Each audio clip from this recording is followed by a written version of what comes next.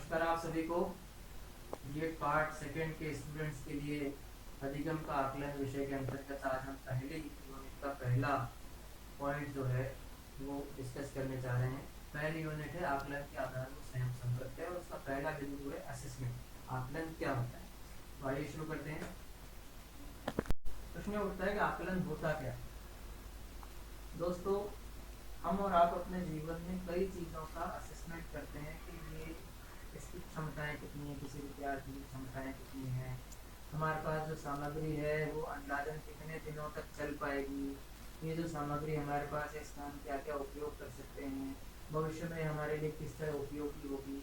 ये सब चीज़ें आकलन हम अपने जीवन में कहीं ना कहीं किसी न किसी रूप में करते हैं।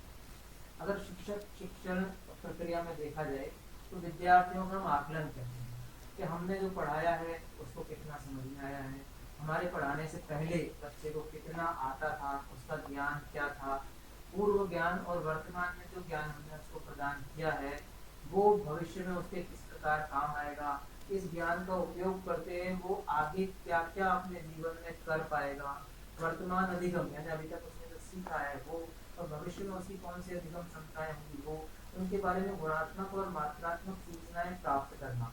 गुणात्मक सूचनाएं मतलब वो सूचनाएं जो क्वालिटेटिव होती है, जिसमें क्वालिटी होती है कि आज हमारे बच्चे में ये योग्यताएं हैं और ये योग्यताएं उसने भविष्य में इतने काम आएंगी। दूसरी होती है मात्रात्मक। मात्रात्मक सूचना है ना कि बच्चे के पास ये चीज इतनी है कि इसके पास 10% ज्ञान है, 20% नॉलेज है, इस 20%, 10%, 50% नॉलेज का भविष्य में किस प्रकार उपयोग कर सकता है और हम ऐसा क्या करें कि इसकी ये नॉलेज जो है अपने पीक पर या चरम पर पहुंच सके। ये सब प्रक्रिया आकलन कहलाती है। जितने भी सूचनाएं हम बच्चे के बारे में प्राप्त करते हैं, चाहे वो गुणात्मक हो या मात्रात्मक हो, ये सब आकलन कहलाती है। इंग्लिश में इसको असेसमेंट बोलते हैं। और दूसरी चीज है कि शिक्षण अधिगम प्रक्रिया का एक आवश्यक अंग, यानी कि बिना आकलन किए कोई भी शिक्षक अपना अध्यापन सही प्रकार से नहीं कर पाता है। शिक्षक को पढ़ाते समय क्या क्या चीजें चाहिए होती है। पहली चीज उसको चाहिए होती है कि मैं क्या पढ़ाऊँ। क्या पढ़ाऊँ का मतलब होता है कि बच्चे की मानसिक योग्यता कितनी है, उसकी वास्तविक आयु कितनी है, उसकी आवश्यकताएं क्या हैं, भविष्य में उसकी आवश्यकताएं क्या रहेंगी, उसके पास संसाधन कितने हैं। इन सब चीज़ों के बाद आधार पर वो सबसे पहले तो इस चीज़ का आकलन करता है कि मैं क्या पढ़ाऊँ। दूसरा, मैं उसे क्यों पढ़ाऊँ। क्यों पढ़ाऊँ का मतलब है कि मैं जो चीज़ पढ़ा रहा हूँ भविष्य में बच्चे के लिए उपयोगी होगी या नहीं होगी, और मैं जो चीज़ पढ़ाने जा रहा हूँ वो बच्चे उसको सही प्रकार से एक्सेप्ट कर पाएंगे, स्वीकार कर पाएंगे या नहीं कर पाएंगे। बिना आकलन के अध्यापक ये भी पता नहीं लगा सकता है कि मैंने अब तक जो पढ़ाया है वो सही पढ़ाया है, बच्चों को उससे कोई फायदा हुआ है या नहीं हुआ है। ये सब चीजें आकलन करता है। तीसरा आकलन वो ये करता है कि मैं जो चीज पढ़ाने जा रहा हूँ उसको किस विधि से पढ़ाऊँ। हर बुद्धि लेवल के बच्चे के पढ़ने की अध्यापन की विधि अलग होती है। शिक्षक क्लास के मेंटल स्तर बौद्धिक लेवल पर यह तय करता है कि वो कौन सी विधि से इन बच्चों को पढ़ाए ताकि बच्चे अधिकाधिक ज्ञान प्राप्त कर सकें, उनको अधिकाधिक अधिगम हो सके, और वही अधिगम बच्चों के भविष्य में सहायक होता है। आकलन 3 प्रकार से किया जाता है। पहला, सूचनाओं का संग्रहण। सूचनाएं कई प्रकार की होती हैं बच्चों की। सारी सूचनाएं, बच्चों का बैकग्राउंड क्या है, उनका पारिवारिक स्तर क्या है, उनका आर्थिक स्तर क्या है, उनके माता पिता की शैक्षणिक स्तर है वो क्या है, बच्चे का अब तक का शैक्षणिक स्तर क्या रहा है, वो कौन कौन सी चीज़ों में उसकी रुचि है, वो क्या पढ़ना चाहता है, भविष्य में क्या बनना चाहता है, वो किस चीज़ को, कौन सी चीज़ को ज़्यादा अच्छी तरीके से कर सकेगा, कौन सी चीज़ को अच्छी तरह से नहीं कर पाता है। ये सब चीज़ें जो इन्फॉर्मेशन को गैदर करता है उसके बाद वो तय करता है कि मैं क्या पढ़ाऊँ। क्या पढ़ाऊँ के साथ साथ वो पूर्व में आकलन कर लेता है कि हमारे बच्चों को इतना तो पहले से आता है। जब इतना पहले से आता है तब वो सोचता है कि अब मैं और आगे इसी विषय में क्या पढ़ाऊँ, क्योंकि वो अगर वापस वही चीज़ पढ़ाने लगेगा तो बच्चों को पहले से आता है तो पूरे अध्यापन प्रक्रिया बोरिंग हो जाएगी। प्रश्न उठता है कि आकलन होता क्या। दोस्तों, हम और आप अपने जीवन में कई चीज़ों का असेसमेंट करते हैं कि ये इसकी क्षमताएं कितनी है, किसी विद्यार्थी की क्षमताएं कितनी है, हमारे पास जो सामग्री है वो अंदाजन कितने दिनों तक चल पाएगी, ये जो सामग्री हमारे पास है इसका हम क्या क्या उपयोग कर सकते हैं, भविष्य में हमारे लिए किस तरह उपयोगी होगी। ये सब चीजें आकलन हम अपने जीवन में कहीं ना कहीं किसी न किसी रूप में करते हैं।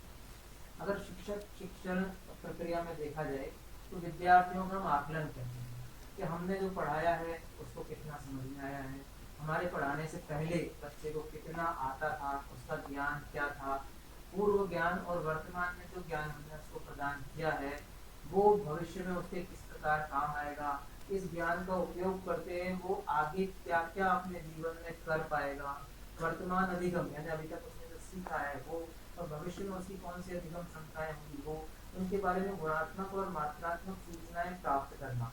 गुणात्मक सूचनाएं मतलब वो सूचनाएं जो क्वालिटेटिव होती है, जिसमें क्वालिटी होती है कि आज हमारे बच्चे में ये योग्यताएं हैं और ये योग्यताएं उसमें भविष्य में इतने काम आएंगी। दूसरी होती है मात्रात्मक। मात्रात्मक सूचना है ना कि बच्चे के पास ये चीज इतनी है कि इसके पास 10% ज्ञान है, 20% नॉलेज है, इस 20%, 10%, 50% नॉलेज का भविष्य में किस प्रकार उपयोग कर सकता है, और हम ऐसा क्या करें कि इसकी ये नॉलेज जो है अपने पीक पर या चरम पर पहुंच सके। ये सब प्रक्रिया आकलन कहलाती है। जितने भी सूचनाएं हम बच्चे के बारे में प्राप्त करते हैं, चाहे वो गुणात्मक हो या मात्रात्मक हो, ये सब आकलन कहलाती है। इंग्लिश में इसको असेसमेंट बोलते हैं। और दूसरी चीज है कि शिक्षण अधिगम प्रक्रिया का एक आवश्यक अंग, यानी कि बिना आकलन किए कोई भी शिक्षक अपना अध्यापन सही प्रकार से नहीं कर पाता है। शिक्षक को पढ़ाते समय क्या क्या चीजें चाहिए होती हैं? पहली चीज उसको चाहिए होती है कि मैं क्या पढ़ाऊं। क्या पढ़ाऊं का मतलब होता है कि बच्चे की मानसिक योग्यता कितनी है, उसकी वास्तविक आयु कितनी है, उसकी आवश्यकताएं क्या हैं, भविष्य में उसकी आवश्यकताएं क्या रहेंगी, उसके पास संसाधन कितने हैं। इन सब चीजों के बाद आधार पर वो सबसे पहले तो इस चीज का आकलन करता है कि मैं क्या पढ़ाऊं। दूसरा, मैं उसे क्यों पढ़ाऊं। क्यों पढ़ाऊं का मतलब है कि मैं जो चीज पढ़ा रहा हूँ भविष्य में बच्चे के लिए उपयोगी होगी या नहीं होगी, और मैं जो चीज पढ़ाने जा रहा हूँ वो बच्चे उसको सही प्रकार से एक्सेप्ट कर पाएंगे, स्वीकार कर पाएंगे या नहीं कर पाएंगे। बिना आकलन के अध्यापक ये भी पता नहीं लगा सकता है कि मैंने अब तक जो पढ़ाया है वो सही पढ़ाया है, बच्चों को उससे कोई फायदा हुआ है या नहीं हुआ है। ये सब चीजें आकलन करता है। तीसरा आकलन वो ये करता है कि मैं जो चीज पढ़ाने जा रहा हूँ उसको किस विधि से पढ़ाऊं। हर बुद्धि लेवल के बच्चे के पढ़ने की अध्ययन अध्यापन की विधि अलग होती है। शिक्षक क्लास के मेंटल स्तर बौद्धिक लेवल पर यह तय करता है कि वो कौन सी विधि से उन बच्चों को पढ़ाए ताकि बच्चे अधिकाधिक ज्ञान प्राप्त कर सकें, उनको अधिकाधिक अधिगम हो सके, और वही अधिगम बच्चों के भविष्य में सहायक होता है। आकलन 3 प्रकार से किया जाता है। पहला, सूचनाओं का संग्रहण। सूचनाएं कई प्रकार की होती हैं बच्चों की। सारी सूचनाएं, बच्चों का बैकग्राउंड क्या है, उनका पारिवारिक स्तर क्या है, उनका आर्थिक स्तर क्या है, उनके माता पिता की शैक्षणिक स्तर है वो क्या है, बच्चे का अब तक का शैक्षणिक स्तर क्या रहा है, वो कौन कौन सी चीज़ों में उसकी रुचि है, वो क्या पढ़ना चाहता है, भविष्य में क्या बनना चाहता है, वो किस चीज़ को, कौन सी चीज़ को ज़्यादा अच्छी तरीके से कर सकेगा, कौन सी चीज़ को अच्छी तरह से नहीं कर पाता है। ये सब चीज़ें जो इन्फॉर्मेशन को गैदर करता है उसके बाद वो तय करता है कि मैं क्या पढ़ाऊँ। क्या पढ़ाऊँ के साथ साथ वो पूर्व में आकलन कर लेता है कि हमारे बच्चों को इतना तो पहले से आता है। जब इतना पहले से आता है तब वो सोचता है कि अब मैं और आगे इसी विषय में क्या पढ़ाऊँ, क्योंकि वो अगर वापस वही चीज़ पढ़ाने लगेगा तो बच्चों को पहले से आता है तो पूरे अध्ययन अध्यापन प्रक्रिया बोरिंग हो जाएगी, तो बच्चे उसमें इंटरेस्ट नहीं लेंगे।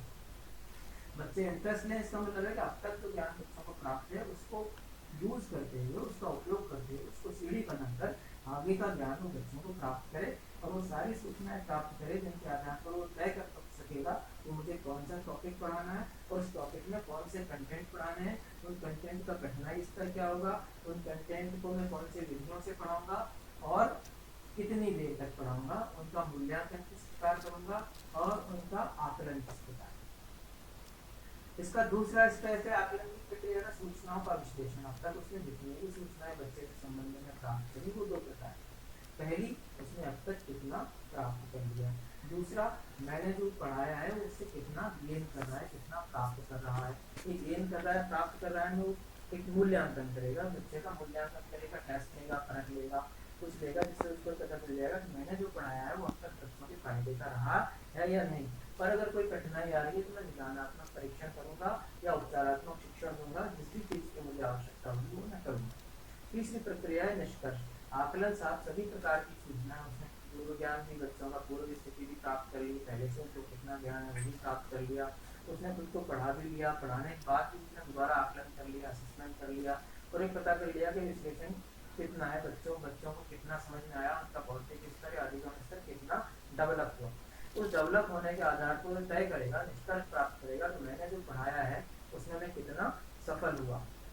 अगर वो अच्छे से सफल हो पाता है तब तो बहुत अच्छी बात है, नहीं तो उसी पाठ्यक्रम को दूसरी विधियों से, दूसरे तरीकों से, दूसरे माहौल में, दूसरे कंटेंट को यूज करते हुए, दूसरी सहायक शिक्षण सामग्रियों को उपयोग में लेते हुए पुनः पढ़ाएगा। अगर इसकी डेफिनेशन देखी जाए तो शिक्षा में आकलन हर स्तर पर होता है, ऐसी कोई जगह नहीं है जहाँ पर आकलन नहीं होता। तो बच्चा एडमिशन लेने जाता है तब भी आकलन करते हैं इसको कितना आता है, उसका एक टेस्ट लिया जाता है। बच्चे जब पढ़ते जाते हैं बीच बीच में उनका टेस्ट लिया जाता है, कुछ क्लास टेस्ट लिए जाते हैं।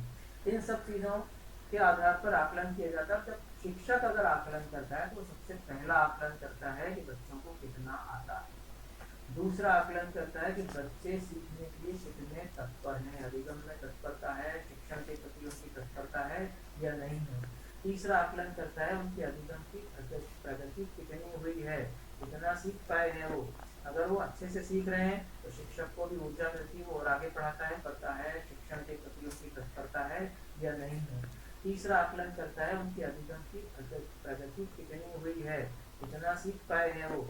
अगर वो अच्छे से सीख रहे हैं तो शिक्षक को भी ऊर्जा मिलती है, वो और आगे पढ़ाता है, और उसको लगता है कि इनको सीखने में कठिनाई आ रही है तो अपनी व्यूह रचना, उस स्ट्रेटजी को चेंज करता है और उस हिसाब से उस पाठ्यक्रम को, उस प्रकरण को, उस कंटेंट को दोबारा पढ़ाना शुरू करता है। तीसरी है कौशल का अधिग्रहण। वो कौन से कौशल, कौन सी स्किल्स को डेवलप कर रहा है बच्चा। अध्यापक अपने बच्चों को कई तरह की स्किल डेवलप करता है, जिसमें मेंटल स्किल भी होती है, फिजिकल स्किल भी होती है। फिजिकल स्किल का मतलब है कि बच्चा किसी काम को मनोगत्यात्मक तरीके से करने में सक्षम है। मेंटल स्किल का मतलब है वो बच्चा उन चीज़ों को ग्रहण करने में, मानसिक रूप से ग्रहण करने में सक्षम है और वो ग्रहण कर चुका है। एक और आकलन करता है कि उसकी शैक्षणिक आवश्यकताएं क्या हैं। उसकी शैक्षणिक आवश्यकताओं के आधार पर ही शिक्षक अपने शिक्षण की व्यूह रचना तैयार करता है। इसके आधार पर वो मूल्यांकन करता है कि बच्चों को जो मैं सिखा रहा हूँ पूरा पाया, बच्चे पूरा प्राप्त कर रहे हैं या नहीं। मूल्यांकन के अलग अलग स्तर होते हैं जो क्लास टेस्ट से लेकर के वार्षिक परीक्षाओं तक चलते हैं। इसी में एक और चीज है आकलन, मूल्यांकन, मापन, परख, ये सब चीजें आकलन का किसी न किसी रूप में भाग, और ये सारे रिकॉर्ड बच्चों के स्थित एकत्रित किए जाए। अगला हमारा टॉपिक, और बच्चे उसमें इंटरेस्ट नहीं लेंगे। बच्चे इंटरेस्ट लें इसका मतलब है कि अब तक जो ज्ञान बच्चों को प्राप्त है उसको यूज करते हुए, उसका उपयोग करते हुए, उसको सीढ़ी बनाकर आगे का ज्ञान वो बच्चों को प्राप्त करे और वो सारी सूचनाएं प्राप्त करे जिनके आधार पर वो तय कर सकेगा कि मुझे कौन सा टॉपिक पढ़ाना है और उस टॉपिक में कौन से कंटेंट पढ़ाने हैं, उन कंटेंट का कठिनाई स्तर क्या होगा, उन कंटेंट को मैं कौन सी विधियों से पढ़ाऊंगा और कितनी देर तक पढ़ाऊंगा, उनका मूल्यांकन किस प्रकार करूंगा और उनका आकलन किस प्रकार। इसका दूसरा स्टेप है आकलन की प्रक्रिया का सूचनाओं का विश्लेषण। अब तक उसने जितनी भी सूचनाएं बच्चे के संबंध में प्राप्त करी वो दो प्रकार। पहली, उसने अब तक कितना प्राप्त कर लिया। दूसरा, मैंने जो पढ़ाया है उससे कितना गेन कर रहा है, कितना प्राप्त कर रहा है। ये गेन कर रहा है, प्राप्त कर रहा है, वो एक मूल्यांकन करेगा, बच्चे का मूल्यांकन करेगा, टेस्ट लेगा, परख लेगा, कुछ लेगा, जिससे उसको पता चल जाएगा कि मैंने जो पढ़ाया है वो अब तक बच्चों के फायदे का रहा है या नहीं। और अगर कोई कठिनाई आ रही है तो मैं निदानात्मक परीक्षण करूंगा या उपचारात्मक शिक्षण दूंगा, जिस भी चीज की मुझे आवश्यकता होगी वो मैं करूंगा। तीसरी प्रक्रिया है निष्कर्ष। आकलन साथ सभी प्रकार की सूचना, उसने पूर्व ज्ञान भी, बच्चों का पूर्व स्थिति भी प्राप्त कर ली, पहले से उनको कितना ज्ञान है वो भी प्राप्त कर लिया, उसने खुद को पढ़ा भी लिया, पढ़ाने के बाद भी उसने दोबारा आकलन कर लिया, असेसमेंट कर लिया और ये पता कर लिया कि विश्लेषण कितना है, बच्चों को कितना समझ में आया, उनका बौद्धिक स्तर या अधिगम स्तर कितना डेवलप हुआ। उस डेवलप होने के आधार पर तय करेगा, निष्कर्ष प्राप्त करेगा तो मैंने जो पढ़ाया है उसमें मैं कितना सफल हुआ।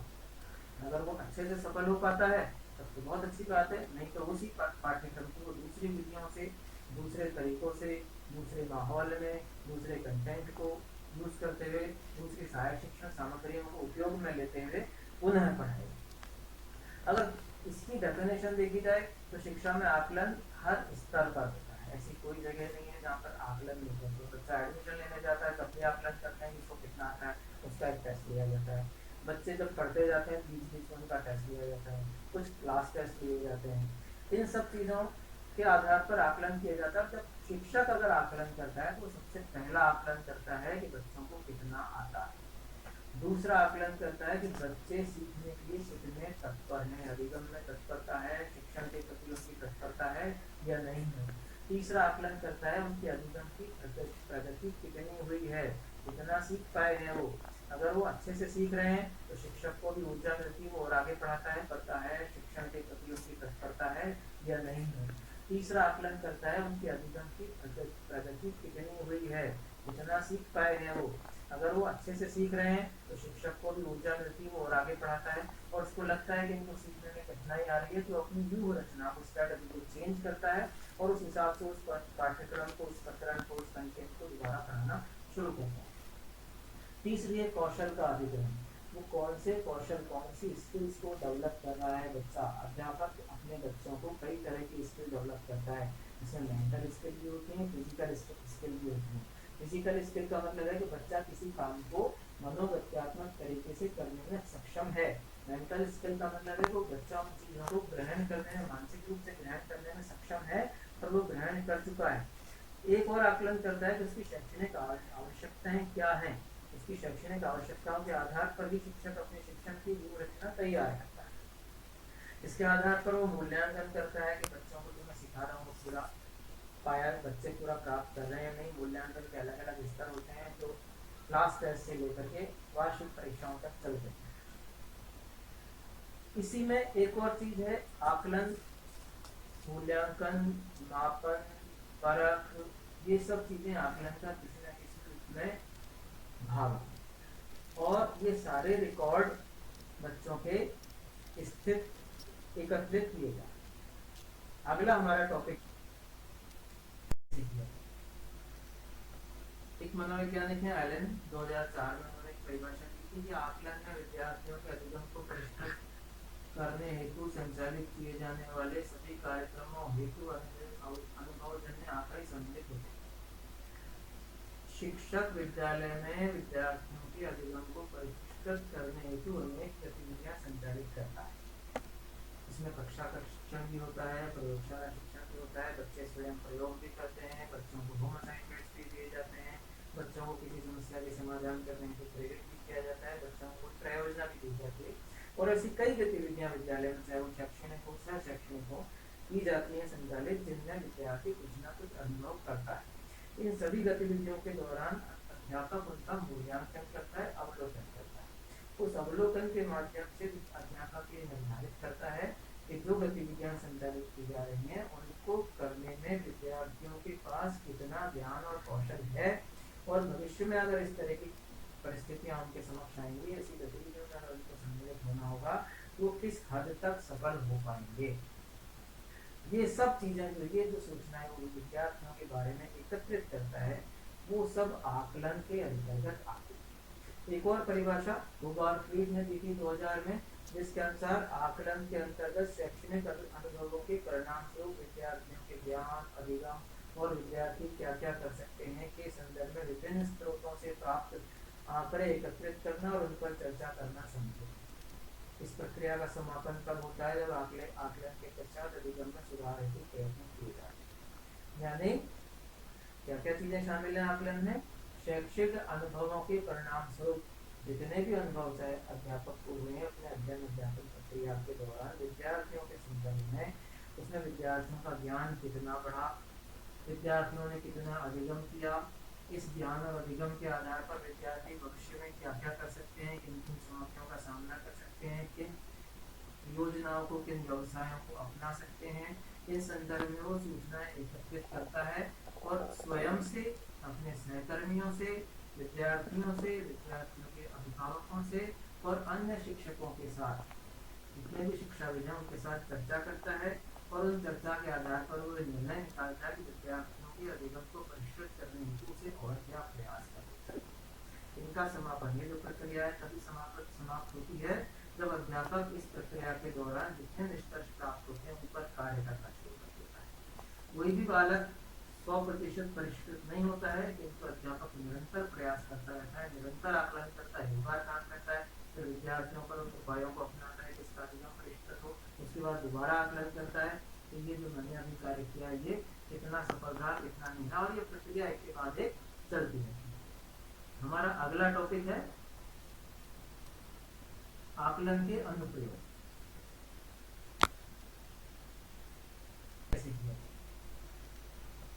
एक मनोवैज्ञानिक है एलन, 2004 में उन्होंने एक परिभाषा दी थी कि आकलन में विद्यार्थियों के अधिगम को परिष्कृत करने हेतु संचालित किए जाने वाले सभी कार्यक्रमों हेतु अनुभवजन्य आंकड़े सम्मिलित होते हैं।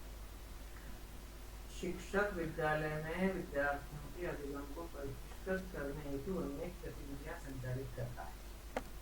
इसमें कक्षा का शिक्षण भी होता है, प्रयोगशाला शिक्षण भी होता है, बच्चे स्वयं प्रयोग भी करते हैं, बच्चों को होम असाइनमेंट्स भी दिए जाते हैं, बच्चों को किसी समस्या के समाधान करने के प्रेरित भी किया जाता है, बच्चों को प्रयोजना भी दी जाती है, और ऐसी कई गतिविधियां विद्यालय में चाहे वो शैक्षणिक हो चाहे शैक्षणिक हो की जाती है संचालित, जिनमें विद्यार्थी कुछ न कुछ अनुभव करता है। इन सभी गतिविधियों के दौरान अध्यापक उनका मूल्यांकन करता है, अवलोकन करता है। उस अवलोकन के माध्यम से अध्यापक ये निर्धारित करता है कि जो गतिविधियां संचालित की जा रही हैं उनको करने में विद्यार्थियों के पास कितना ज्ञान और कौशल है, और भविष्य में अगर इस तरह की परिस्थितियां उनके समक्ष आएंगी, ऐसी गतिविधियों में अगर उनको सम्मिलित होना होगा तो किस हद तक सफल हो पाएंगे। ये सब चीजें ये जो सूचनाएं वो विद्यार्थियों के बारे में एकत्रित करता है वो सब आकलन के अंतर्गत आते हैं। एक और परिभाषा फ्रीड ने दी थी 2000 में, जिसके अनुसार आकलन के अंतर्गत शैक्षणिक अनुभवों के परिणाम स्वरूप विद्यार्थियों के ज्ञान, अधिगम और विद्यार्थी क्या क्या कर सकते हैं के संदर्भ में विभिन्न स्रोतों से प्राप्त आंकड़े एकत्रित करना और उन पर चर्चा करना संभव है। इस प्रक्रिया का समापन तब होता है जब आकलन के पश्चात अधिगम में सुधार हेतु प्रयत्न किए जाते हैं। यानी क्या क्या चीजें शामिल है आकलन में? शैक्षिक अनुभवों के परिणाम स्वरूप जितने भी अनुभव चाहे अध्यापक को हुए हैं अपने अध्ययन अध्यापन प्रक्रिया के दौरान विद्यार्थियों के संदर्भ में, उसमें विद्यार्थियों का ज्ञान कितना बढ़ा, विद्यार्थियों ने कितना अधिगम किया, इस ज्ञान और अधिगम के आधार पर विद्यार्थी भविष्य में क्या क्या कर सकते हैं, किन किन चुनौतियों का सामना कर सकते हैं, किन योजनाओं को, किन व्यवसायों को अपना सकते हैं, इस संदर्भ में वो सूचनाएं एकत्रित करता है और स्वयं से, अपने सहकर्मियों से, विद्यार्थियों से, विद्यार्थियों के अभिभावकों से और अन्य शिक्षकों के साथ, जितने भी शिक्षाविद हैं उनके साथ चर्चा करता है, और उन चर्चा के आधार पर वो निर्णय निकालता है कि विद्यार्थियों के अधिगम को परिष्कृत करने हेतु उसे और क्या प्रयास करना चाहिए। इनका समापन, ये जो प्रक्रिया है तभी समाप्त होती है जब अध्यापक इस प्रक्रिया के दौरान जितने निष्कर्ष प्राप्त होते हैं उन पर कार्य करना शुरू कर देता है। कोई भी बालक 100% परिष्कृत नहीं होता है, किंतु अध्यापक निरंतर प्रयास करता रहता है, निरंतर आकलन करता है, बार काम करता है, फिर विद्यार्थियों पर उन उपायों को अपनाता है जिसका अधिगम परिष्कृत हो, उसके बाद दोबारा आकलन करता है कि ये जो मैंने अभी कार्य किया ये कितना सफल रहा कितना नहीं रहा, और ये प्रक्रिया एक के बाद एक चलती है। हमारा अगला टॉपिक है आकलन के अनुप्रयोग। अब तक हमने चर्चा की कि आकलन होता क्या है, शिक्षक शिक्षण जो प्रक्रिया है इसमें इसका प्रयोग कहाँ होता है, तो थोड़ा ब्रीफ में देखें, थोड़ा छोटे में देखें तो आकलन सदैव विद्यार्थियों के अधिगम उद्देश्यों और उसके लिए किए गए अथवा किए जाने वाले प्रयासों के परिणामों से ही अभिव्यक्त होता है। अर्थात शिक्षक विद्यार्थियों के लिए के अधिगम हेतु कौन से उद्देश्य निर्धारित कर रहा है, जो हम पाठ्य योजना में शुरू में लिखते हैं शिक्षण उद्देश्य, वो सब विद्यार्थियों के अधिगम क्या अधिगम कर पाएंगे पर आधारित उद्देश्य होते हैं। हमारे पढ़ाने के बाद विद्यार्थियों को क्या अपेक्षित व्यवहारिक परिवर्तन हो पाएगा, उनके लिए वो उसी हिसाब प्रकार से प्रयास करता है जो उसने पहले से निर्धारित उद्देश्य किए हो। विद्यालयों में सामान्यतः आकलन को संस्थागत लक्ष्य के रूप में अपनाया जाता है, किसी अकेले शिक्षक का लक्ष्य नहीं होता। असेसमेंट पूरे विद्यालय का लक्ष्य होता है, सभी शिक्षक उसमें सम्मिलित रूप से कार्य करते हैं।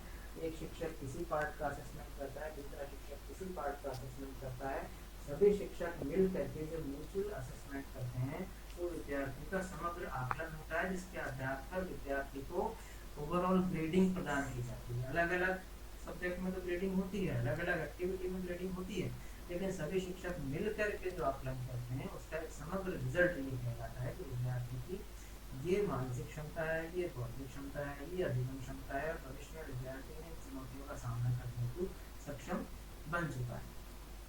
जो लक्ष्य पूरा विद्यालय निर्धारित करता है उनको विभिन्न कार्यक्रमों, विभिन्न पाठ्यक्रमों, विभिन्न गतिविधियों के आधार पर लागू किया जाता है। इन स्तरों पर आकलन से प्राप्त सूचना शिक्षण संस्थान को यह निर्धारित करने में सक्षम बनाती है कि विद्यार्थी द्वारा अधिगम हेतु निर्धारित लक्ष्यों को किस हद तक, किस सीमा तक पूरा किया जा रहा है। अगर विद्यार्थी अपने अधिगम लक्ष्यों को पूरा नहीं किया जा रहा है तो उसके लिए उपचारात्मक शिक्षण किया जाता है। विद्यार्थी अधिगम के लक्ष्यों को क्यों प्राप्त नहीं कर पा रहा है उसके लिए निदानात्मक शिक्षण होता है। निदानात्मक प्रक्रिया उपचारात्मक शिक्षण के पश्चात जब दोबारा विद्यार्थी का आकलन होता है और पूर्व का जो उसका स्तर था, अधिगम का स्तर, उसमें वृद्धि नहीं हुई है तो ये प्रक्रिया दोबारा। आकलन संबंधी जितने भी आंकड़े होते हैं, जितने भी स्थितियां होती हैं, वो सब भी क्यूमुलेटिव रिकॉर्ड के रूप में विद्यालयों में एकत्रित किए जाते हैं और उन आंकड़ों के आधार पर ही विद्यार्थियों को अलग अलग ग्रुपों में, अलग अलग समूहों में वर्गीकृत किया जाता है। कुछ समूहों के लिए अतिरिक्त कक्षाओं का आयोजन किया जाता है, कुछ समूहों के लिए अतिरिक्त गतिविधियों का आयोजन किया जाता है, कुछ समूहों को अतिरिक्त समस्याएं दी जाती हैं, कुछ समूहों के अधिगम से संबंधित समस्याओं का स्तर कम किया जाता है और कुछ समूहों का बढ़ाया जाता है। प्रत्येक स्तर पर शिक्षक उस आकलन, उस विद्यार्थियों को आगे पढ़ने हेतु प्रेरित करते रहते हैं, प्रयास करते हैं। अब विषय आता है आकलन के घटक क्या है, आकलन के मौलिक घटक क्या है। आइए हम उस पर चर्चा करें।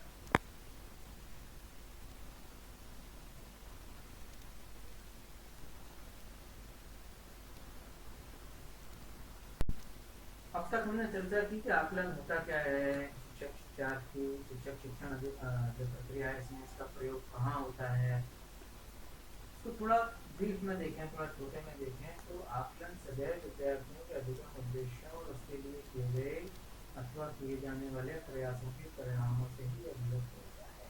अर्थात शिक्षक विद्यार्थियों के लिए के अधिगम हेतु कौन से उद्देश्य निर्धारित कर रहा है, जो हम पाठ्य योजना में शुरू में निर्धारित करते हैं शिक्षण उद्देश्य, वो सब विद्यार्थियों के अधिगम क्या अधिगम कर पाएंगे पर आधारित उद्देश्य होते हैं। हमारे पढ़ाने के बाद विद्यार्थियों में क्या अपेक्षित व्यवहारिक परिवर्तन हो पाएगा, उनके लिए वो उसी हिसाब प्रकार से प्रयास करता है जो उसने पहले से निर्धारित उद्देश्य किए हुए। विद्यालयों में सामान्यतः आकलन को संस्थागत लक्ष्य के रूप में अपनाया जाता है, किसी अकेले शिक्षक का लक्ष्य नहीं होता। असेसमेंट पूरे विद्यालय का लक्ष्य होता है, सभी शिक्षक उसमें सम्मिलित रूप से कार्य करते हैं। एक शिक्षक किसी पार्ट का असेसमेंट करता है, दूसरा शिक्षक किसी पार्ट का असेसमेंट करता है, सभी शिक्षक मिल करके जो म्यूचुअल असेसमेंट करते हैं वो विद्यार्थी का समग्र आकलन होता है, जिसके आधार पर विद्यार्थी को ओवरऑल ग्रेडिंग प्रदान की जाती है। अलग अलग सब्जेक्ट में तो ग्रेडिंग होती है, अलग अलग एक्टिविटी में ग्रेडिंग होती है, लेकिन सभी शिक्षक मिलकर के जो आकलन करते हैं उसका एक समग्र रिजल्ट ये कहलाता है कि विद्यार्थी की ये मानसिक क्षमता है, ये बौद्धिक क्षमता है, ये अधिगम क्षमता है और भविष्य में विद्यार्थी ने चुनौतियों का सामना करने को सक्षम बन चुका है। जो लक्ष्य पूरा विद्यालय निर्धारित करता है उनको विभिन्न कार्यक्रमों, विभिन्न पाठ्यक्रमों, विभिन्न गतिविधियों के आधार पर लागू किया जाता है। इन स्तरों पर आकलन से प्राप्त सूचना शिक्षण संस्थान को यह निर्धारित करने में सक्षम बनाती है कि विद्यार्थी द्वारा अधिगम हेतु निर्धारित लक्ष्यों को किस हद तक, किस सीमा तक पूरा किया जा रहा है। अगर विद्यार्थी अपने अधिगम लक्ष्यों को पूरा नहीं किया जा रहा है तो उसके लिए उपचारात्मक शिक्षण किया जाता है। विद्यार्थी अधिगम के लक्ष्यों को क्यों प्राप्त नहीं कर पा रहा है उसके लिए निदानात्मक शिक्षण होता है। निदानात्मक प्रक्रिया उपचारात्मक शिक्षण के पश्चात जब दोबारा विद्यार्थी का आकलन होता है और वो पूर्व का जो उसका स्तर था, अधिगम का स्तर, उसमें वृद्धि नहीं हुई है तो ये प्रक्रिया दोबारा। आकलन संबंधी जितने भी आंकड़े होते हैं, जितने भी स्थितियां होती हैं, वो सब भी क्यूमुलेटिव रिकॉर्ड के रूप में विद्यालयों में एकत्रित किए जाते हैं और उन आंकड़ों के आधार पर ही विद्यार्थियों को अलग अलग ग्रुपों में, अलग अलग समूहों में वर्गीकृत किया जाता है। कुछ समूहों के लिए अतिरिक्त कक्षाओं का आयोजन किया जाता है, कुछ समूहों के लिए अतिरिक्त गतिविधियों का आयोजन किया जाता है, कुछ समूहों को अतिरिक्त समस्याएं दी जाती हैं, कुछ समूहों के अधिगम से संबंधित समस्याओं का स्तर कम किया जाता है और कुछ समूहों का बढ़ाया जाता है। प्रत्येक स्तर पर शिक्षक उस विद्यार्थियों को आगे पढ़ने हेतु प्रेरित करते रहते हैं, प्रयास करते हैं। अब विषय आता है आकलन के घटक क्या है, आकलन के मौलिक घटक क्या है, आइए हम उस पर चर्चा करें।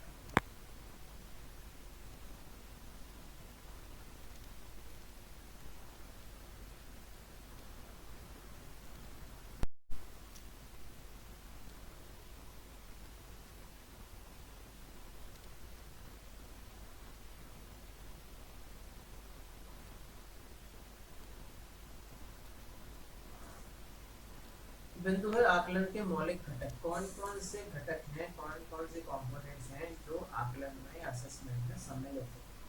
पहला है कि हमको जो अधिगम करना है, बच्चों के जो हम बच्चों में जो वांछित अधिगम चाहते हैं, जो एक्सपेक्टेड लर्निंग हम बच्चों में चाहते हैं, उसके आधार पर हम उद्देश्य निर्धारण कर लें। जैसे अभी थोड़ी देर पहले मैंने बताया, जब हम पाठ योजना बनाते हैं तो सबसे पहले हम उद्देश्य निर्धारित करते हैं कि हम बच्चों को कौन सा अधिगम कराना चाहते हैं। वही उद्देश्य आकलन के लिए भी उपयोगी होते हैं। हम उद्देश्य निर्धारण कर लें, बच्चों में क्या ज्ञान विकसित होगा, कौन सा अवबोध विकसित होगा, कौन से कौशल विकसित होंगे, कौन कौन सी रुचियाँ विकसित होंगी, कौन कौन सी अभिव्यक्तियाँ विकसित होंगी, कौन से अधिक क्षमताएं विकसित होंगी। ये सभी जितने भी तरह के हम ऑब्जेक्टिव्स निर्धारित करते हैं, चाहे वो सामान्य उद्देश्य हो या शिक्षा उद्देश्य हो या विशिष्ट उद्देश्य हो, कैसे भी करके हम उनको पहले निर्धारित करें। और दूसरा जो इसका स्टेप है वो है आकलन विधियों का चयन या विकास करना। तो हमने जो उद्देश्य निर्धारित करे हैं, अगर उनको प्राप्त करने के लिए पहले से ही कोई विधियां मौजूद हैं, क्योंकि मनोवैज्ञानिकों ने, शिक्षाविदों ने हमें कोई विधि पहले से दे रखी है, पहले से किसी विधि का से हम परिचित हैं, तो हम उन विधियों का उपयोग कर सकते हैं। अन्यथा हम अपनी स्वयं की विधि का विकास करेंगे, हम इसको इस विधि से हम बच्चों को ये अधिगम करवाएंगे। वो एक विधि भी हो सकती है, मिक्स मेथड भी हो सकते हैं, कुछ सारी विधियों का एक दूसरे में समावेश कर सकते हैं, उन विधियों का क्रम निर्धारित कर सकते हैं, उन विधियों में अध्ययन अध्यापन से लेकर के मूल्यांकन तक की सभी तरह की विधियां, पद्धतियां, रचनाएं सम्मिलित होती हैं। तीसरा है अधिगम हेतु रचनात्मक अनुभवों का निर्माण। बच्चे जो अधिगम कर रहे हैं उनमें क्रिएटिविटी डेवलप हो, उनमें इंटरेस्ट डेवलप हो, वो खुद आगे आकर के सीखने के इच्छुक हो, और जो कुछ भी हम पढ़ा रहे हैं वो उसको रुचिपूर्वक पढ़ें और आगे उसी विषय पर, उसी प्रकरण पर, उसी बिंदु पर और जानने की और सीखने की और अधिगम करने की उनमें जिज्ञासा उत्पन्न हो। चौथा जो पॉइंट है वो है अधिगम सुधार हेतु परिणामों पर चर्चा और उपयोग। आपने बच्चों के, विद्यार्थियों के अधिगम हेतु जितने सुधार हेतु प्रयास किए, उनके क्या परिणाम रहे, उनका अपने साथी शिक्षकों से, शिक्षाविदों से चर्चा किया जाए कि हमने ये प्रयास किए थे और हमें उसके ये परिणाम प्राप्त हुए। अगर वो परिणाम सकारात्मक हैं तो उनको अपनाया जाना चाहिए, अगर वो परिणाम नकारात्मक हैं तो चर्चा के आधार पर निर्णय लिया जाना चाहिए कि हम कौन से नए प्रयास करें। अब यहाँ देखने की बात है कि अगर आपने उद्देश्यों का निर्धारण तो कर लिया, लेकिन आप अधिगम विधियों का चयन नहीं कर पा रहे हैं या विकास नहीं कर पा रहे हैं, तो आपको वापस से अपने उद्देश्य पुनर्निर्धारित करने पड़ेंगे कि मैं अपने उद्देश्यों को इस प्रकार पुनर्निर्धारित।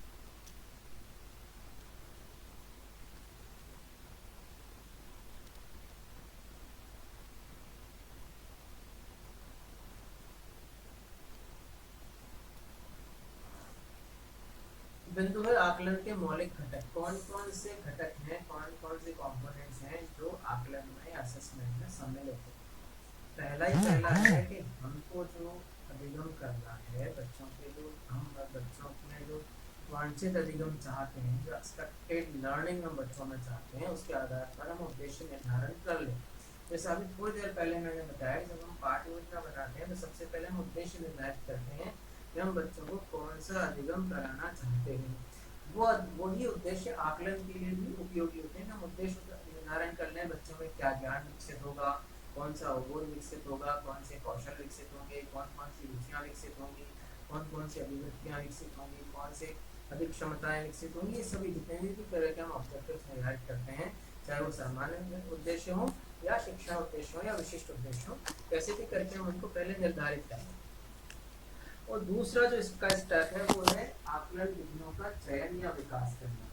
तो हमने जो उद्देश्य निर्धारित करे हैं, अगर उनको प्राप्त करने के लिए पहले से ही कोई विधियां मौजूद हैं, क्योंकि मनोवैज्ञानिकों ने, शिक्षाविदों ने हमें कोई विधि पहले से दे रखी है, पहले से किसी विधि का से हम परिचित हैं, तो हम उन विधियों का उपयोग कर सकते हैं। अन्यथा हम अपनी स्वयं की विधि का विकास करेंगे, हम इसको इस विधि से हम बच्चों को ये अधिगम करवाएंगे।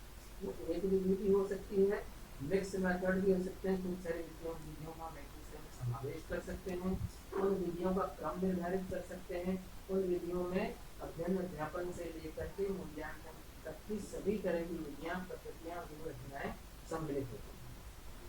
तीसरा है अधिगम हेतु रचनात्मक अनुभवों का निर्माण। बच्चे जो अधिगम कर रहे हैं उनमें क्रिएटिविटी डेवलप हो, उनमें इंटरेस्ट डेवलप हो, वो खुद आगे आकर के सीखने के इच्छुक हो, और जो कुछ भी हम पढ़ा रहे हैं वो उसको रुचिपूर्वक पढ़ें और आगे उसी विषय पर, उसी प्रकरण पर, उसी बिंदु पर और जानने की और सीखने की और अधिगम करने की उनमें जिज्ञासा उत्पन्न हो। चौथा जो पॉइंट है वो है अधिगम सुधार हेतु परिणामों पर चर्चा और उपयोग। आपने बच्चों के, विद्यार्थियों के अधिगम हेतु जितने सुधार हेतु प्रयास किए, उनके क्या परिणाम रहे, उनका अपने साथी शिक्षकों से, शिक्षाविदों से चर्चा किया जाए कि हमने ये प्रयास किए थे और हमें उसके ये परिणाम प्राप्त हुए। अगर वो परिणाम सकारात्मक हैं तो उनको अपनाया जाना चाहिए, अगर वो परिणाम नकारात्मक हैं तो चर्चा के आधार पर निर्णय लिया जाना चाहिए कि हम कौन से नया प्रयास करें। अब यहाँ देखने की बात है कि अगर आपने उद्देश्यों का निर्धारण तो कर लिया, लेकिन आप अधिगम विधियों का चयन नहीं कर पा रहे हैं या विकास नहीं कर पा रहे हैं, तो आपको वापस से अपने उद्देश्य पुनर्निर्धारित करने पड़ेंगे कि मैं अपने उद्देश्यों को इस प्रकार पुनर्निर्धारित करें कैसे, हाउ टू। इसलिए सबसे पहले शिक्षक को करना क्या होता है कि जैसा अभी पिछले वाले हमने पॉइंट में बताया कि वो उद्देश्य निर्धारित करता है, उन उद्देश्यों को वाक्यों के रूप में लिख देता है कि मैं अगर ऐसा करूँगा तो मेरे अगर ये उद्देश्य रखूंगा तो अधिगम के पश्चात बच्चों में ये परिवर्तन देखे जा सकते हैं। अब विद्यार्थी क्या कर पाएगा अध्ययन के पश्चात, उसको लिख लेना, और इस पूरे पाठ्यक्रम को करने के बाद उसमें क्या क्या क्षमताएं विकसित हो जाएंगी, इनको पहले से ही निर्धारित कर लेना और इन क्षमताओं को विकसित करने का प्रयास करना आकलन करने की प्रथम प्रक्रिया। दूसरा है कि इस अधिगम को, इस जो बच्चों में व्यवहारिक परिवर्तन आने हैं तो उसमें अधिगम का परिष्करण होना है, वो कैसे हो, कौन से उपकरणों से हो, कौन से माध्यमों से हम उसमें असेसमेंट करेंगे, ये सब चीज उसमें शामिल है। दो तरीके होते हैं असेसमेंट करने के। पहला होता है डायरेक्ट असेसमेंट, बच्चों को प्रोजेक्ट दे दिए, कुछ प्रोडक्ट्स दे दिए बनाओ, कुछ पेपर शीट से रिलेटेड उनको टेस्ट दे दिए, उनसे कोई थीसिस या निबंध वगैरह लिखवा लिया, कुछ एग्जीबिशंस में उनको पार्ट लेने के लिए प्रेरित किया, कुछ परफॉर्मेंस उनको अलग अलग गतिविधियों में करने दी, केस स्टडीज करने दी, क्लिनिकल एवेल्यूएशन जो बच्चों का करते हैं वो किया गया, पोर्टफोलियो बच्चों का बनाया गया, इंटरव्यू दिए गए, ओरल एग्जाम दिए गए, जो बच्चों से पूछते हैं कि इन परिस्थितियों में आप क्या कर पाओगे और इन परिस्थितियों में आपकी क्या जानकारी, क्या ज्ञान है, उसको प्रदर्शित करें। ये तो सीधा आपने असेसमेंट कर लिया, बच्चे को पता है कि उसका असेसमेंट हो रहा है। दूसरा इनडायरेक्ट असेसमेंट के बच्चे को पता नहीं होगा कि क्या उसका असेसमेंट किया जाए। जैसे सर्वे किया गया, बच्चों को नहीं पता सर्वे क्यों किया जा रहा है, उसकी रिपोर्ट बनाई गई, बच्चों से कहा गया कि आप एक सर्वे करके लाएं, उस पर अपने आधार पर रिपोर्ट दें। उन बच्चा खुद अपनी रिपोर्ट देगा या बच्चा अगर सर्वे कर रहा है तो रेस्पोंडेंट से वो अपनी रिपोर्ट देंगे, उसके आधार पर बच्चा या विद्यार्थी एक रिपोर्ट तैयार करेगा जो उसके स्वयं के पर्टिकुलर विषय को, विषय शिक्षण बिंदु को, विषय बिंदु को कितना समझ पाया है ये बता पाएगा। तीसरा जो इसका बिंदु है वो creating experience leading to outcomes, अपने अनुभवों को परिणामों के रूप में काम में लेना या निर्माण करना, ऐसे अनुभवों को निर्मित करना जो वांछित परिणामों को प्राप्त करने में सहायक है। वो इसका एक्सपीरियंस शिक्षार्थी के भी हो सकते हैं, बच्चों के भी हो सकते हैं। दोनों के अनुभवों को मिला करके अगर अधिगम हेतु श्रेष्ठ परिस्थितियां निर्मित की जाए तो असेसमेंट और अच्छा होगा और अधिगम का आकलन भी अच्छा हुआ और बच्चे अच्छी ठीक प्रकार से अधिगम कर पाए। चौथा है वापस जो पिछले दिन में बताया था कि डिस्कस करें, जितना भी आपने अभी अधिगम किया है, जो भी आपने प्रयास किए हैं, उनको एक बार विषय विशेषज्ञों के साथ डिस्कस करें, बच्चों के पेरेंट्स के साथ डिस्कस करें, और यदि कोई कमी रह जाती है तो सुधार की आवश्यकता होती है। करें कैसे, हाउ टू असेस। इसलिए सबसे पहले शिक्षक को करना क्या होता है कि जैसा अभी पिछले वाले हमने पॉइंट में बताया कि वो उद्देश्य निर्धारित करें, उन उद्देश्यों को वाक्यों के रूप में लिख देता है कि मैं अगर ऐसा करूँगा तो मेरे अगर ये उद्देश्य रखूंगा तो अधिगम के पश्चात बच्चों में ये परिवर्तन देखे जा सकते हैं। अब विद्यार्थी क्या कर पाएगा अध्ययन के पश्चात, उसको लिख लेना, और इस पूरे पाठ्यक्रम को करने के बाद उसमें क्या क्या क्षमताएं विकसित हो जाएंगी उनको पहले से ही निर्धारित कर लेना और उन क्षमताओं को विकसित करने का प्रयास करना आकलन करने की प्रथम प्रक्रिया।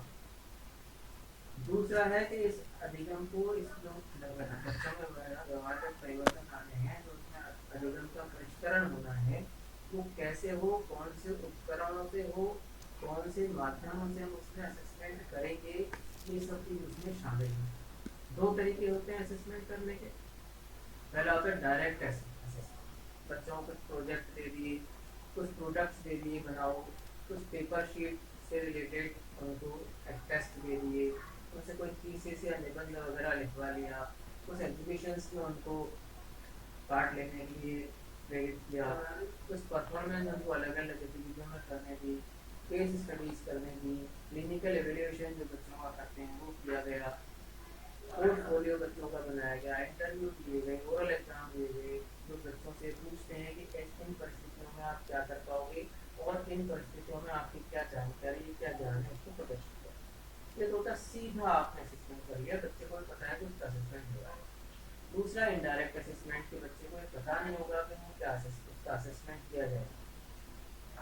जैसे सर्वे किया गया, बच्चों को नहीं पता सर्वे क्यों किया जा रहा है, उसकी रिपोर्ट बनाई गई, बच्चों से कहा गया कि आप एक सर्वे करके लाएंगे, उस पर अपने आधार पर रिपोर्ट दें। उन बच्चा खुद अपनी रिपोर्ट देगा या बच्चा अगर सर्वे कर रहा है तो रेस्पोंडेंट से वो अपनी रिपोर्ट देंगे, उसके आधार पर बच्चा या विद्यार्थी एक रिपोर्ट तैयार करेगा जो उसके स्वयं के उस पर्टिकुलर विषय को, विषय शिक्षा बिंदु को, विषय बिंदु को कितना समझ पाया है ये बता पाएगा। तीसरा जो इसका बिंदु है वो creating experience leading to outcomes, अपने अनुभवों को परिणामों के रूप में काम में लेना या निर्माण करना, ऐसे अनुभवों को निर्मित करना जो वांछित परिणामों को प्राप्त करने में सहायक है। वो इस एक्सपीरियंस शिक्षार्थी के भी हो सकते हैं, बच्चों के भी हो सकते हैं। दोनों के अनुभवों को मिला करके अगर अधिगम हेतु श्रेष्ठ परिस्थितियां निर्मित की जाए तो असेसमेंट और अच्छा होगा और अधिगम का आकलन भी अच्छा होगा और बच्चे अच्छी ठीक प्रकार से अधिगम कर पाए। तो क्या है वापस जो पिछले दिन में बताया था कि डिस्कस करें, जितना भी आपने अभी अधिगम किया है, जो भी आपने प्रयास किए हैं, उनको एक बार विषय विशेषज्ञों के साथ डिस्कस करें, बच्चों के पेरेंट्स के साथ डिस्कस करें, और यदि कोई कमी रह जाती है तो सुधार की आवश्यकता होती है।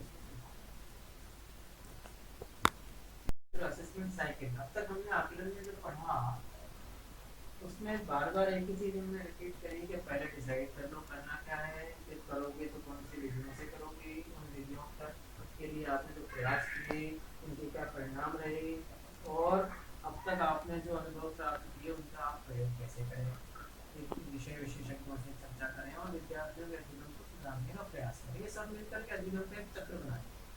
उस चक्र में मेनली चारों चीजें सम्मिलित होती हैं। पहले प्लानिंग, प्लानिंग में उद्देश्य निर्धारण भी होता है, उद्देश्य निर्धारण के बाद कौन सी विधियों का चयन करेंगे, कंटेंट के कौन से पार्ट को कैसे पढ़ेंगे, कौन सी शिक्षण सहायक सामग्री लेंगे, बच्चे कौन कौन सी गतिविधियों में सम्मिलित होंगे, उन गतिविधियों का असेसमेंट, मूल्यांकन, अवलोकन कैसे किया जाएगा, उनका विश्लेषण कैसे किया जाएगा और उन विश्लेषण के आधार पर निष्कर्ष कैसे निकाले जाएंगे, ये सब प्लानिंग में आता है, पहले से निर्धारित कर लिया।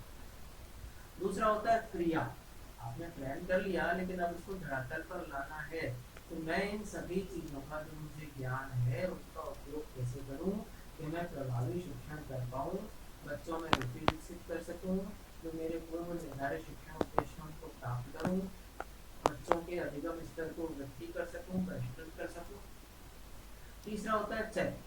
चेक दो तरह से होता है, एक तो खुद को जांचना और एक बच्चों को जांचना। सबसे पहले शिक्षक, एक आदर्श शिक्षक होता है, खुद को जांचे कि मैंने अब तक जितने प्रयत्न किए हैं, जितने प्रयास किए हैं, वो कहाँ तक सफल रहे हैं, मैं खुद कितना सफल रहा, या मेरे प्रयास सार्थक हुए या नहीं, मुझे खुद में कोई सुधार करने की आवश्यकता है क्या। दूसरा होता है बच्चों को चेक करें कि मैं बच्चों को जितना अधिगम प्रदान कर रहा हूँ, बच्चों के अधिगम में सुधार हेतु विकास हेतु जितने प्रयास कर रहा हूँ, क्या बच्चे कुछ वांछित स्तर को प्राप्त कर पाए हैं। अगर नहीं कर पाए हैं तो कौन कौन सी कमियां रही हैं, कौन कौन से कारक रहे हैं, कौन कौन से फैक्टर्स रहे हैं जिनको मैं रिवाइज करूँ और उन पर विशेष ध्यान दूँ ताकि मुझे वांछित या अपेक्षित परिणाम प्राप्त हो सके। चौथा है act. How do I use what I have learn. मैंने बच्चों को पढ़ाते समय क्या सीखा, ये शिक्षक कह रहा है, मैंने बच्चों को पढ़ाते समय क्या सीखा, क्या अधिगम किया, क्या अनुभव प्राप्त किए, उन अनुभवों के आधार पर भविष्य की योजनाएं मैं कैसे बनाऊं, ये सब निर्धारित करता है एक्ट में। दूसरा होता है एक्ट, बच्चों ने अब तक क्या सीखा, उनका अधिगम स्तर कितना रहा और उसके आधार पर मुझे क्या नए प्रयास करने चाहिए कि अधिगम में और वृद्धि हो सके। ये सब चीजें आती हैं बच्चों के लिए एक्ट में, तो मैं बच्चों के लिए क्या करूँ। ये हमारा पहला, आज का पहला प्रकरण था आकलन। आकलन से संबंधित आप, मैं दोबारा गुजारिश करूंगा आपसे कि आप इस वीडियो को दोबारा देखें और जो भी प्रश्न, जो भी जिज्ञासाएं आपके पास हैं उनको कमेंट बॉक्स में लिखें, निश्चित रूप से आपको उनका जवाब दिया जाएगा। धन्यवाद। ये वाला प्रकरण यहाँ समाप्त। असेसमेंट साइकिल, अब तक हमने आकलन में जो पढ़ा उसमें बार बार एक ही चीज हमने रिपीट करी कि पहले डिसाइड कर लो करना क्या है, फिर करोगे तो कौन सी विधियों से करोगे, उन विधियों के लिए आपने जो प्रयास किए उनके क्या परिणाम रहे, और अब तक आपने जो अनुभव प्राप्त किए उनका आप प्रयोग कैसे करें, विषय विशेषज्ञों से चर्चा करें और विद्यार्थियों के अधिगम को सुधारने का प्रयास करें। ये सब मिलकर के अधिगम का एक चक्र बनाए। उस चक्र में मेनली चारों चीजें सम्मिलित होती हैं। पहले प्लानिंग। प्लानिंग में उद्देश्य निर्धारण भी होता है। उद्देश्य निर्धारण के बाद कौन सी विधियों का चयन करेंगे, कंटेंट के कौन से पार्ट को कैसे पढ़ेंगे, कौन सी शिक्षण सहायक सामग्री लेंगे, बच्चे कौन कौन सी गतिविधियों में सम्मिलित होंगे, उन गतिविधियों का असेसमेंट, मूल्यांकन, अवलोकन कैसे किया जाएगा, उनका विश्लेषण कैसे किया जाएगा और उन विश्लेषण के आधार पर निष्कर्ष कैसे निकाले जाएंगे। ये सब प्लानिंग में आता है, पहले से निर्धारित कर लिया। दूसरा होता है क्रिया। आपने प्लान कर लिया लेकिन अब उसको धरातल पर लाना है, तो मैं इन सभी चीजों का जो मुझे ज्ञान है उसका उपयोग कैसे करूं कि मैं प्रभावी शिक्षण कर पाऊं, बच्चों में रुचि विकसित कर सकूं, जो मेरे पूर्व निर्धारित शिक्षण उद्देश्यों को प्राप्त करूं, बच्चों के अधिगम स्तर को वृद्धि कर सकूं, परिष्कृत कर सकूं। तीसरा होता है चेक। चेक दो तरह से होता है, एक तो खुद को जांचना और एक बच्चों को जांचना।